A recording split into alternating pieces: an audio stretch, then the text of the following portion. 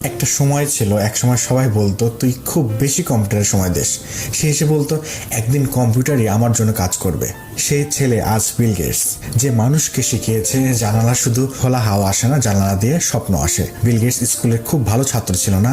একবার শিক্ষক বলেছিলেন তুমি জীবনে কিছু হতে পারবে না। সে হেসে বলেছিল দেখবেন স্যার, আমি একদিন কম্পিউটারের ভেতরে আমি থাকবো। যুবক বয়সে সে তার বন্ধু পল অ্যালেনকে নিয়ে শুরু করলো ছোট্ট একটা কোম্পানি, নাম মাইক্রোসফট। তখন কেউ বিশ্বাসই করেনি যে সফটওয়্যার নামে এক অদৃশ্য জিনিস মানুষ টাকা দেবে। কিন্তু বিল গেটস জানতো মানুষের মাথার ভেতরে সবচেয়ে বড় হার্ডওয়্যার আছে। বিল গেটস ধীরে ধীরে ধনী হলো, কিন্তু নিজের জন্য না, বিশ্বের জন্য কাজ শুরু করলো। সে একদিন বলল আমি প্রতিদিন শেখার চেষ্টা করি, কারণ আপডেট না হলে মানুষও হ্যাং হয়ে যায়।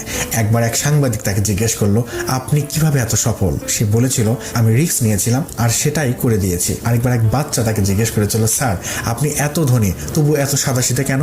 বিল গেটস হেসে বলেছিলেন কারণ আমি এখনো নিজের কোডটি ভুলে যাইনি।